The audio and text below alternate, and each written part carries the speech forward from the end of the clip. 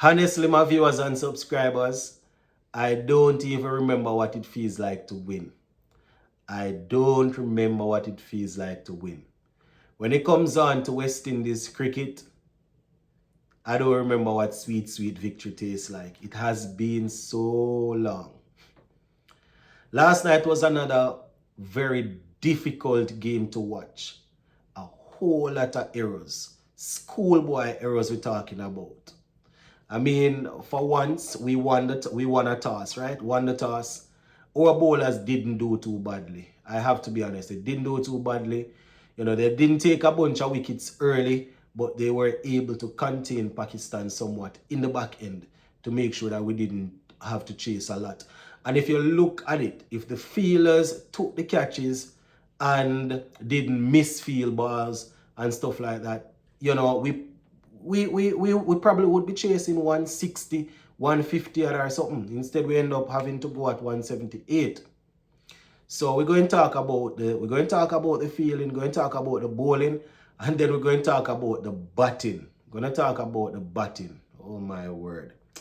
Let's give a listening here, my people. You can let me know your thoughts in the comment section, especially if you saw the game. So West Indies won the toss. Captain Shea Hope decided that he was going to have a bowl. Pakistan, they got off to a good start, right? They had a good power.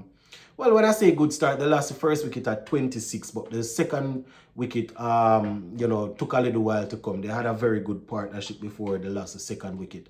So from 26 to 107, right? So they put together over 80. Now, let me just go through their batting card real quick, right? So Ayub, once again showing how talented he is. You know, we remember him from the CPL, right? He made 57 from 38. Fakir Zaman made 28. Nawaz, he made 24, right? So those were the main contributors there for Pakistan as they put together 178 for 6. And yes, you are right, my people. It wasn't just smooth. The bowlers tried, but it wasn't smooth. We couldn't go through an innings without them putting down catches, right? Couldn't go through an innings without people misfeeling. You even see man pick up the ball and have the ball and weigh the ball. While he's weighing the ball, batsmen up there running more runs. It was just some schoolboy errors, my people.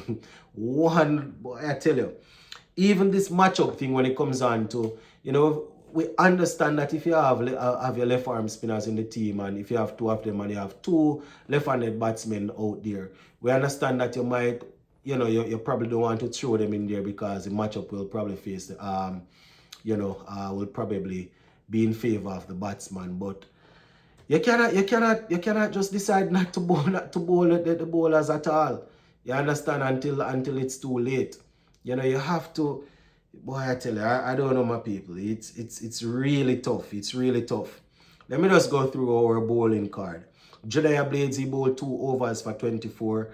Jason Holler, 4 overs, 35 runs, 1 wicket. He would have had 2 wickets if they didn't. I think the last over that he bowled, they put down a catch and the ball ended up going for 6 or something like that. I think it was a 4, right?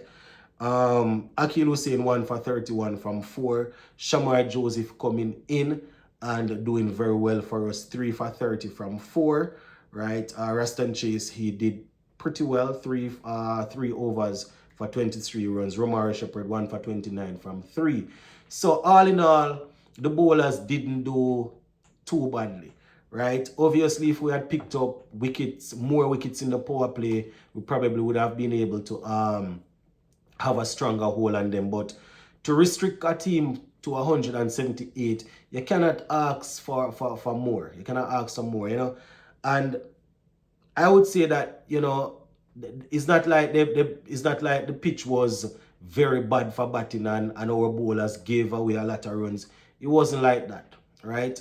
I can't blame the bowlers. I'm going to tell you the truth, because if we had secured the opportunities, if we had stopped if we had picked up the balls cleanly, right, like schoolboys, they wouldn't get 178. They probably would be in the mid 160s And you can't ask for more than that. You cannot ask for more than that from your bowling, my people, right? Now, when it was time for us to bat, obviously we are coming off a very poor series against Australia, right? Captain and coach, they decided that they decided on the playing 11, and they had Johnson Charles and Joel Andrew opening. I was watching the game with a friend, and even before we walked out to batting, I was saying that probably the best thing would have been to open with, if you're going to open with Charles, open with Shea Hope and like Andrew Bat at 3. Because the two guys, they are just coming into the squad. We know how Charles bat already when you have a man, a pace bowler that can swing the ball and then spinners in the pot. We know how that go already. And then Joel Andrew coming in as a youngster, he will be nervous and, will be on his toes. So I was saying that coming off such a bad defeat, I think it would have been better to open with probably Hope, and then you would have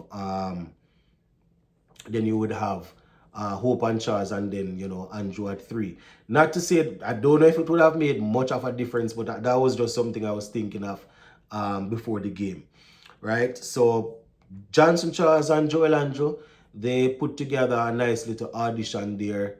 Only if it was test cricket, it would really work. Johnson Charles 35 from 36, 2 fours and 2 sixes. Right? Joel Andrew 35 from 33, 3 sixes and 1 4. Right? He didn't look too bad at all, my people. Especially, before he started soaking up some balls and things. He didn't look too bad. But when you have your two openers batting out the power play and going almost to halfway, right? 35 off 36 and 35 off 33. You are like, well, not even halfway. They went over halfway. They went over halfway in terms of the amount of balls they face. You're likely to lose the game, right? So that is exactly where we lost the game. And as a result of that, Shea Hope came in and he had to try and go straight away because of the amount of balls that we used up, right? I remember at the halfway stage, it seems as if Coach Darren Sammy went out there and tell him that they need to go, right? They need to start going at the ball. So Shea Hope ended up getting 2. Goody Kishmoti was sent up the order to be a pinch hitter. He didn't score, right? Sheffield Rutherford 11 from 11, Rastan Chase 5, Romara Shepherd 12, Jason Holder doing some very good hitting at the back end, getting 30 from 12 with 4 sixes. Shamar Joseph getting 21 not out from 12, 2 sixes and 1 4. Right, so Shamar Joseph continuing to show his skills with the bat. So once again, it was some simple mistakes that really and truly put us on the back foot. Obviously, we didn't do ourselves any justice in that power play with the bat, even outside of the power play, right? You cannot bat out more than half of the overs and have the team at 72 before we lose 1 wicket, right? After 11 overs. You're not going to win the game like that, right? So we ended up getting to 164 for 7 of 20 overs. You understand? And bowling for Pakistan, Mohamed Nawaz, he got 3 for 23. Ayub, 2 for 20. Right? And, Shine Shafridi picked up 1 for 27. So once again, my viewers and subscribers, West Indies failing to secure a victory. As I said, quite a few things went wrong there. You understand? The batting, we all saw how that went. And then I didn't really agree with a lot of how the bowling went in terms of how the bowlers were used. But what I will say is that, the captain used the bowlers in a particular way, and we ended up getting them for 178. So the batsmen needed to come better, right? They needed to do a better job. And at the end of the day, my viewers and subscribers, Pakistan walking away with a victory. And, West Indies will have to look to rebound. When is it? Saturday. But I don't know. I just wanted to do this recap of the scorecard. Probably later on today we can talk more about some of the things that happened. But it is draining, my people. Really, really draining. Big up on yourself, yeah, man.